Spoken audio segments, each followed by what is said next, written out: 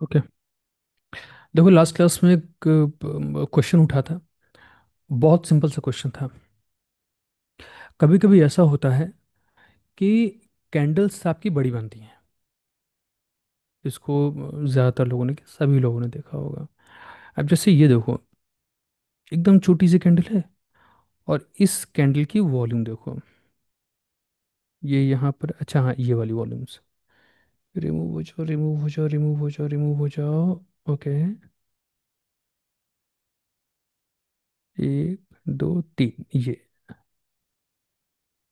एक, दो, तीन, ये वाली है।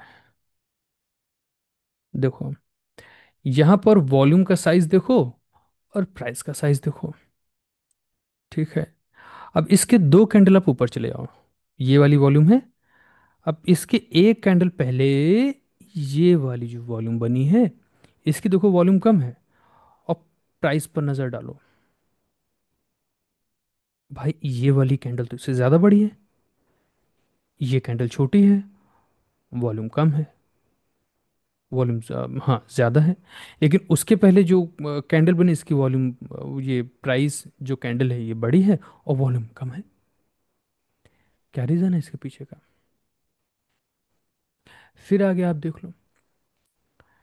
जो कैंडल्स आपकी है, इसको कैसे हम और अच्छे से बता सकते हैं। जैसे यहाँ पर देखो, ये वॉल्यूम ज़्यादा है, और ये जो ग्रीन वाली वॉल्यूम देख रहे हो ये कम है। लेकिन इस वाली कैंडल का साइज देखो, ये बड़ा है। और इस कैंडल का साइज देखो, ये कैंडल उतनी हेल्दी नहीं है। क्यों? भाई, वॉल्यूम तो ज़्यादा बड़ी है।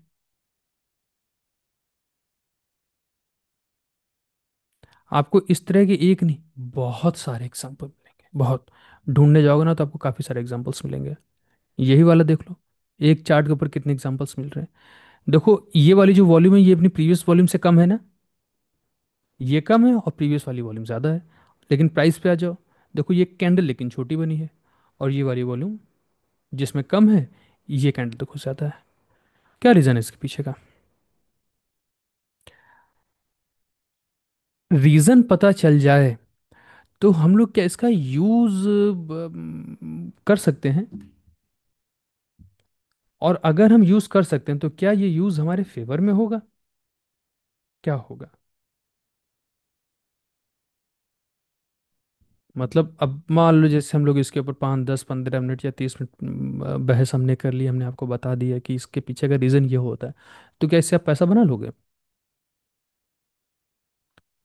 पैसा बना लोगे? इस सवाल के दो जवाब हो सकते हैं, या तो हाँ या तो ना। अगर हाँ, पैसा बन सकता है, तो क्या होगा? इस कैंडल को समझने में आपको, आपका जो फोकस है वो बढ़ जाएगा।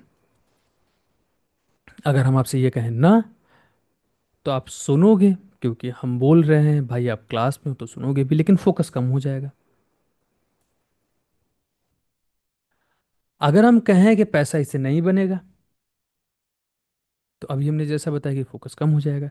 लेकिन चार्ट्स को पढ़ना या चार्ट्स को समझना, उसमें आपको इससे मदद मिलेगी। ये भी ये तो प्लस पॉइंट है। अगर हम इन कैंडल्स के थ्रू, इन वॉल्यूम बार्स के थ्रू चार्ट को अगर अच्छे से पढ़ सकते हैं, तो अच्छी बात है। और अगर चार्ट अच्छे से पढ़ लिया, एनालिसिस अगर ठीक बैठी, तो पैसा भी बन जाएगा। वो हर टूल डायरेक्टली भले ही वो आपको आपके फेवर में काम करता हुआ या आपको पैसे बनाता हुआ ना दिखे, लेकिन अगर वो छोटे से छोटा टूल भी आपको चार्ट्स को समझने में मदद कर रहा है, मतलब कि वो आपके लिए काम कर रहा है। ये चीज़ हमने आपको क्यों बताई?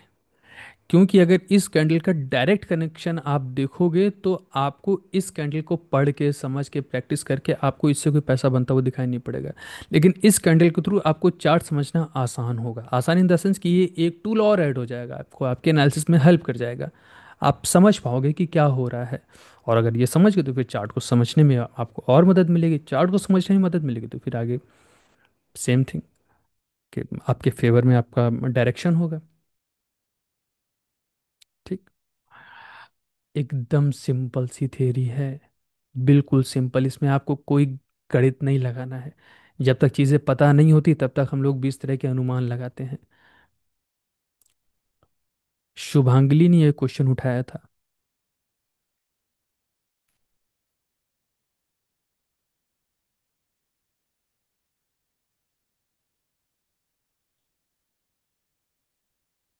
ये है 19 बजकर 15 मिनट, 15 मिनट पर इतनी वॉल्यूम आई है। 19 बजकर 30 मिनट पर वॉल्यूम्स कम है। ज्यादा वॉल्यूम है लेकिन कैंडल छोटी सी बन रही है। छोटी वॉल्यूम है, कैंडल बहुत बड़ी बन रही है।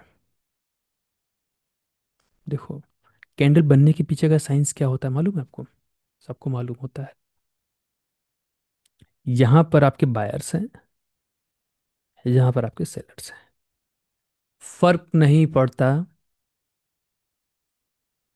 कैंडल रेड है या ग्रीन। हमेशा जो आपके बायर्स होते हैं वो डाउन साइड की तरफ ही पड़े होते हैं, सेलर्स ऊपर। ठीक। सेलर्स अप साइड और बायर्स डाउन साइड। ये इधर और ये इधर। अगर बायर इसको यहां पर मिल रहा है तो प्राइस होगा होगा होगा होगा, बायर को बाई करते जाओ, बाई करते जाओ, बाई करते जाओ, बाई करते जाओ। सेलर जितनी दूर मिलेगा प्राइस वहीं पर रुक जाएगा। वो ऊपर से नीचे की तरफ सेल करेगा, और जहां तक भी टाइम पूरा हो गया वहां पर इनका ये ऑर्डर हो जाएगा खत्म। और अब ये नेक्स्ट कैंडल में कंटिन्यू हो जाता है। और नेक्स्ट कैंडल में ओपनिंग प्राइस यहाँ से शुरू होगा, फिर ये और ऊपर के ऊपर चलता चला जाएगा। फिर बायर मिल रहे, बायर मिल रहे, बायर मिल रहे। अब यहाँ पर मान लो सेलर्स ज्यादा हो गए और बायर्स कम। नीचे नीचे नीचे नीचे नीचे नीचे नीचे नीचे नीचे, जहां तक मूव दिखाया गया वहां पर एक बड़ी सी विक बन जाएगी। प्राइस फिर से डाउन साइड की तरफ होगा। क्या? इससे ये कभी नहीं होता कि फिर बायर आपको ऊपर चला गया और सेलर नीचे। नहीं, सेलर हमेशा ऊपर रहेगा, बायर नीचे रहेगा। समझ में आया? देखो, मान लो 19 बजकर 15 मिनट पर वॉल्यूम्स हैं 5। भले ही वॉल्यूम ज्यादा है इस कैंडल के कंपैरिजन में, लेकिन जो बायर और सेलर्स मिले हैं इसको इतनी ही वॉल्यूम्स में या इतने में ही इसको जो प्राइस मिला है वो यहां से लेकर के यहां तक ही मिला। बायर और सेलर्स की दूरी ज्यादा रही ही नहीं, वो यहां तक थी और यहां तक थी, खत्म हो गया। मान लो बायर्स इसको और ऊपर की तरफ मिलते, ये बढ़ता चला जा रहा है, बढ़ रहा है, बढ़ रहा है, बढ़ रहा है। और सेलर्स लगातार डोमिनेट होते चले जा रहे हैं, लगातार डोमिनेट हो रहे हैं। और जो प्राइस है वो ऊपर की तरफ बढ़ रहा है, बढ़ रहा है, बढ़ रहा है, बढ़ रहा है, बढ़ता चला जा रहा है, बढ़ता चला जा रहा है। तो कैंडल बड़ी हो जाएगी, कैंडल बढ़ जाएगी। और वॉल्यूम भर के आ गई, वॉल्यूम ज्यादा है। होगा क्या ना, जितने बायर उतने सेलर। इधर से भी उतना ही फोर्स लग रहा है, उधर से भी उतना ही फोर्स लग रहा है। इसके ऊपर ये लोग जा ही नहीं पा रहे। 11,000 पर भी ये जो प्राइस है अपना, 1,11,500 दबा के यहाँ पर सेलर्स बैठे हुए हैं। यहाँ पर आपके बायर्स बैठे हुए हैं 500 400 रुपए की रेंज में। क्वांटिटी पे क्वांटिटी से रखे जा रहे हैं और प्राइस ऊपर नीचे नहीं कर रहे हैं, वो उतने में ही ये लोग अटके हुए हैं। और क्या होगा, जब प्रेशर ज़्यादा पड़ेगा तो वॉल्यूम्स तो बढ़ेंगे, प्राइस नहीं बढ़ेगा। फायदा क्या होगा इससे हम लोगों को, ये तो समझ गए। इसका आंसर इतना बड़ा था ही नहीं जितना बड़ा हम लोग एक्सपेक्ट कर रहे थे। लेकिन इससे फायदा क्या होगा? फायदा इससे ये होता है कि किस एक कैंडल में प्रेशर ज़्यादा है, हमें ये समझ में आ जाता है। अगर ये कैंडल छोटी है और वॉल्यूम बड़ी है तो हमें प्रेशर समझ में आ जाएगी। ये एक कैंडल ऐसी है जिसमें प्रेशर ज़्यादा है।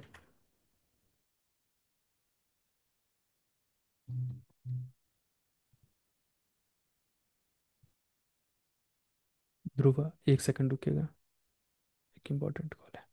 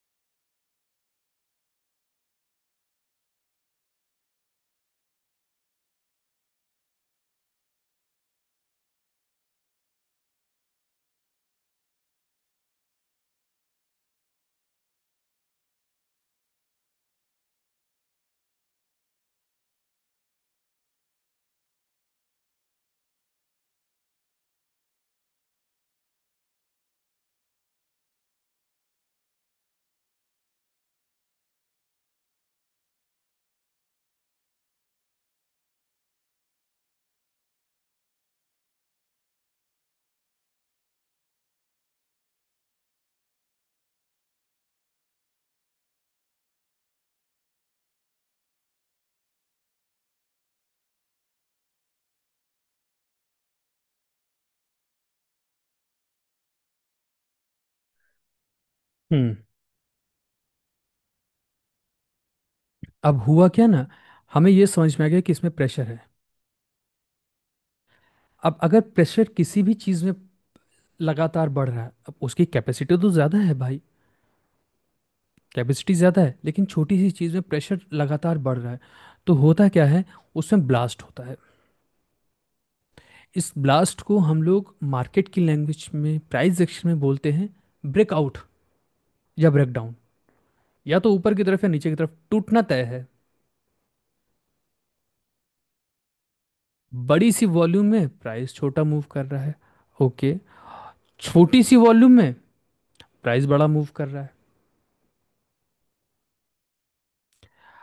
अब इन दोनों कैंडल्स को हम लोग मर्ज करके आगे कैसे बढ़ सकते हैं, अभी हमने जैसे बताया ना, अब इन दोनों के मैकेनिज्म को समझो, इन दोनों के काम करने के तरीकों को समझो।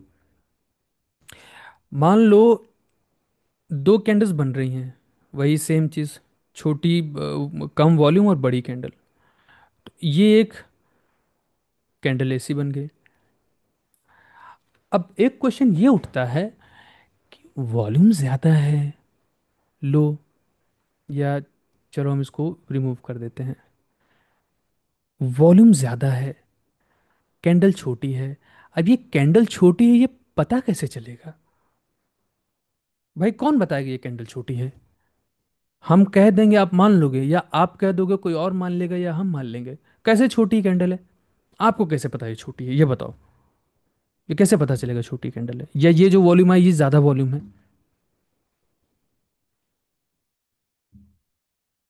इसको ऐसे एक फिजिकल एग्जांपल से समझो।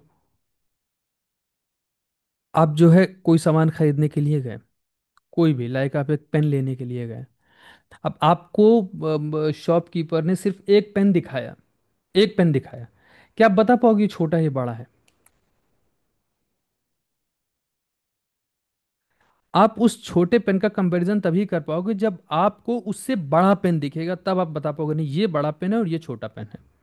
या उस छोटे पेन से छोटा पेन आपको अगर कोई मिलेगा, तो वो जो अभी तक आपको पेन आपके हाथ में था, अब कंपैरिजन करोगे तो वो पेन बड़ा हो जाएगा, और जो छोटा पेन उन्होंने बाद में दिया वो छोटा हो जाएगा।